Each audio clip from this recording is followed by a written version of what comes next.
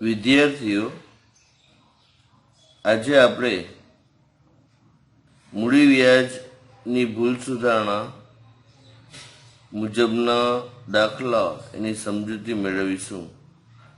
સૌ પ્રથમ સમજૂતી. મૂડી વ્યાજ એ ભાગીદાર માટે આવક છે, એટલે એ મૂડી ખાતે જમા થશે. મૂડી વ્યાજને કારણે પેઢીને નુકસાન થાય એટલે મૂડી ખાતે ઉધાર થાય. સ્વાધ્યાયનો દાખલો 3 નો છઠ્ઠો દાખલો, તેની રકમ વ્યવસ્થિત રીડ કરો. તેમાં તમને રામ, રહીમ અને ઈસુ 3 ભાગીદારો આપેલા છે, જેમની નફા નુકસાનની વેચણીનું પ્રમાણ સરખે હિસ્સે છે અને મૂડી આપેલી છે. મૂડી પર 6% વ્યાજ ગણવાનું રહી ગયેલ છે. તો સૌપ્રથમ આપણે આન્સર માટે કોષ્ટક તૈયાર કરીશું. વિગત, રામ, રહીમ, ઈસુ અને કુલ. એની જે મૂડી આપેલી છે મૂડી લખવાની. 60, 40, 50, ટોટલ 150. મૂડી વ્યાજ તમે મૂડી પર ગણો 6% લખે તો 60,000ના 6%, 3600. 40,000ના 6%, 2400 અને 50,000ના 6%, 3,000 થશે. એમ કુલ મૂડી વ્યાજ 9,000 થયું. જેટલું મૂડી વ્યાજ થયું સામે તેટલું જ પેઢીને નુકસાન ઉદ્ભવશે. એ નુકસાન 9,000. ભાગીદારોને સરખે હિસ્સે વેચતા 3,000 દરેકના ફાળે આવશે. નિયમ પ્રમાણે આપણે ઉધાર વિગતને માઇનસ નિશાની આપીએ છીએ. તફાવત લેતા રામ એને +600, રહીમ એને -600 આવશે. ઈસુમાં તફાવત ડેશ આવશે. એ પ્રમાણે આમ નોંધ, રહીમ માઇનસ છે એટલે તેના મૂડી ખાતે ઉધાર અને રામના મૂડી ખાતે જમા 600 થશે. એ આમ નોંધ નીચે મુજબ લખવાની. દાખલાને તમને 3 માર્ક મળે.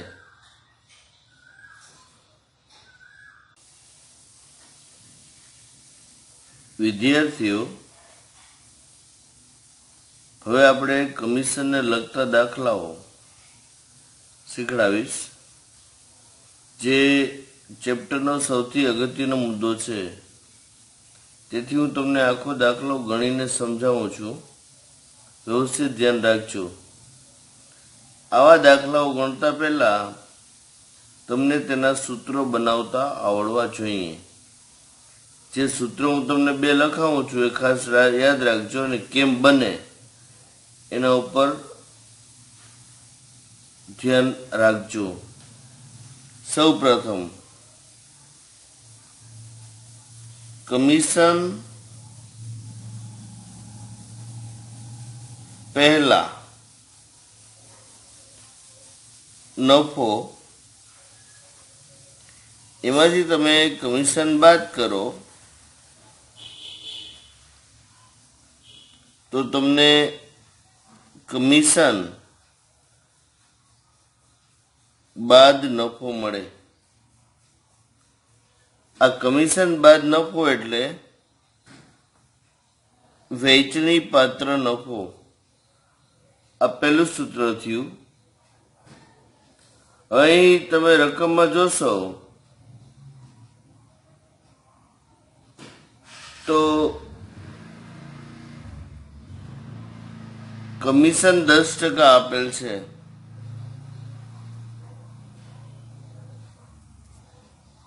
જે કમિશન બાદ નફા પર આધારિત છે. તેથી કમિશન બાદના નફાને આપણે 100 ધારશું. એને કારણે કમિશન પહેલાનો નફો તમને 110 મળે. એટલે એક આ સૂત્ર બન્યું. બીજું સૂત્ર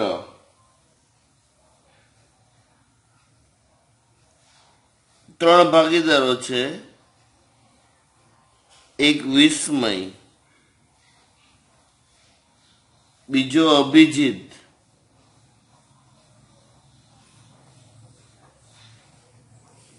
અને ત્રીજો કૃણાલ. એ ત્રણેયના નફાનો સરવાળો એટલે વેચણી પાત્ર નફો થયો.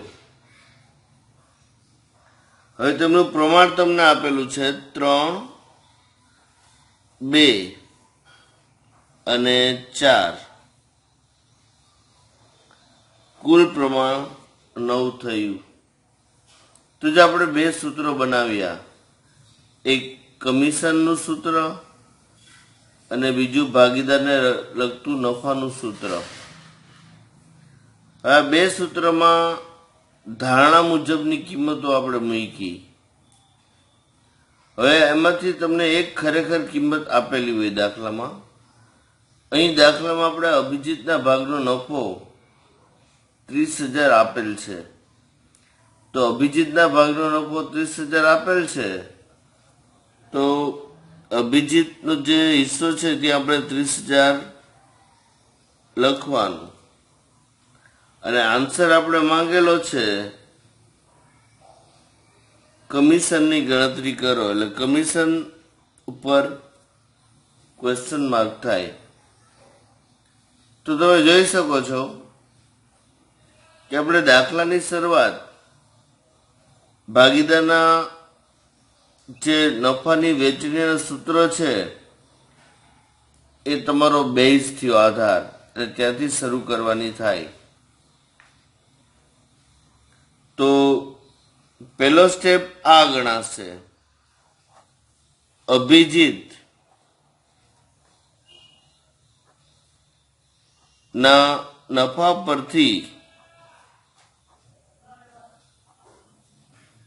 વેચણી પાત્ર નફો શોધવો.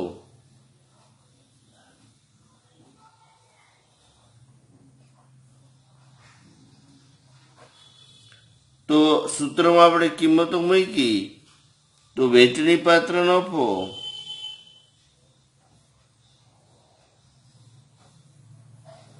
$30,000 ગુણાકારમાં 9 ભાગ્યા 2.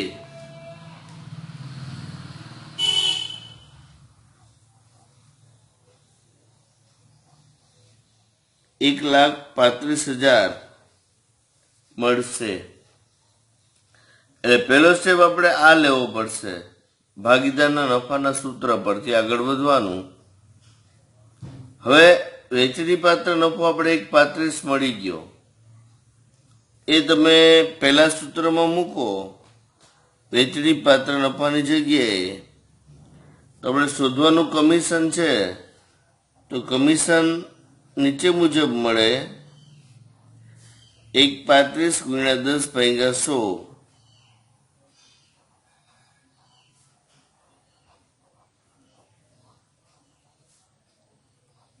13,500. એટલે બીજો સ્ટેપ આ ગણાય ગણતરીમાં કે વેચણી પાત્ર નફા પરથી કમિશન. આ દાખલાઓ ગણવા એકદમ હાર્ડ છે, તેથી આનો વ્યવસ્થિત અભ્યાસ કરો. સૌ પ્રથમ તમને સૂત્ર બનાવતા આવડવું જોઈએ, તો તમને દાખલો ગણતા આવડે.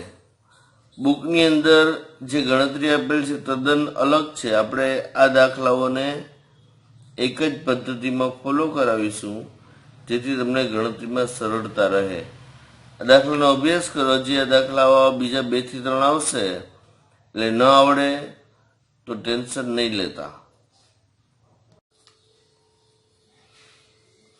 વિદ્યાર્થીઓ, હજુ આપણે કમિશનને લગતા દાખલાઓનો જ અભ્યાસ કરીએ છીએ. એમાં ઉદાહરણ નંબર 3 એનો અભ્યાસ કરીશું. આમાં પણ આપણે પહેલા સૂત્ર બનાવતા જ શીખીશું. તો આપણે પહેલું સૂત્ર કમિશન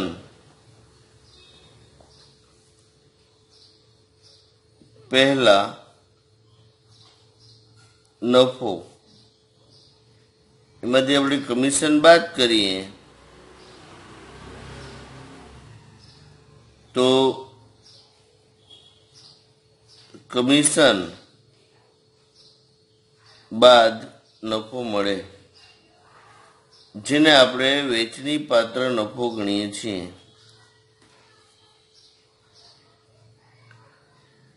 હવે કમિશનની ટકાવારી 10 છે, જે કમિશન બાદ નફા પર આધારિત છે. તેથી કમિશન બાદના નફાને સુધારવાનું, તો કમિશન પહેલાનો નફો આપણને 110 મળશે. બીજું સૂત્ર,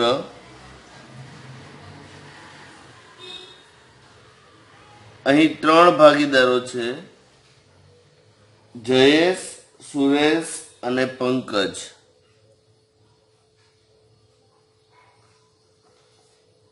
જયેશ, સુરેશ અને પંકજ એ ત્રણેયના નફાનો સરવાળો એટલે વેચણી પાત્ર નફો થયો. અહીં નફાનું પ્રમાણ 6, 2, 3 આપેલ છે, એટલે કુલ પ્રમાણ 11,000 થાય. તો આપણે બંને સૂત્રો બનાવી લીધા. બંને સૂત્રોમાંથી કઈ વિગત તમને આપેલી છે એ તમારો પહેલો સ્ટેપ બનશે. તો અહીં દાખલામાં તમને ₹6,600 કમિશન આપેલ છે, એટલે કમિશનના મુદ્દાની નીચે 6,600 મૂકવા. અને પ્રશ્ન તમને પૂછેલો છે દરેક ભાગીદારના નફાની ગણતરી કરો. તો પહેલો સ્ટેપ, તમે કમિશન ઉપરથી આગળ વધી શકો એટલે પહેલા સૂત્ર દ્વારા આગળ વધાશે, એટલે પહેલો સ્ટેપ ઉપર જ આવશે. કમિશન પરથી વેચણી પાત્ર નફો.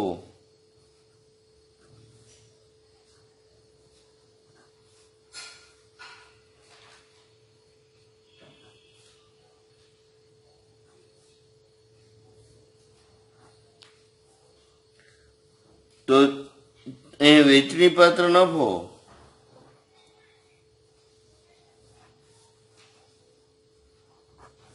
$6,600 ગુણાકારમાં 100 ડિવાઇડેડ 10.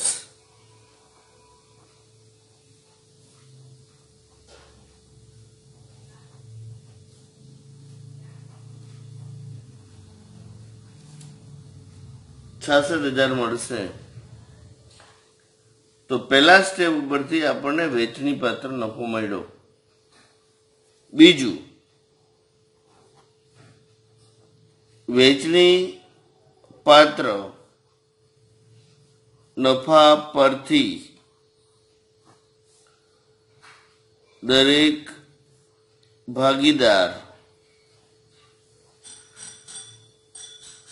નો નફો. તો વેચણી પાત્ર નફો આપણે 66,000 મળ્યો, માટે જયેશ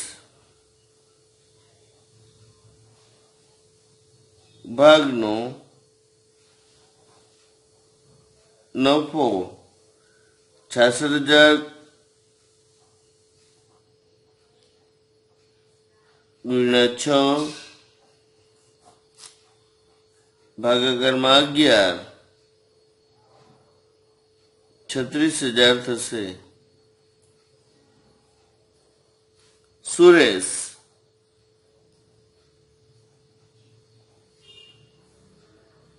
$66,000 ગુણ્યા 2 ભાગ્યા 11,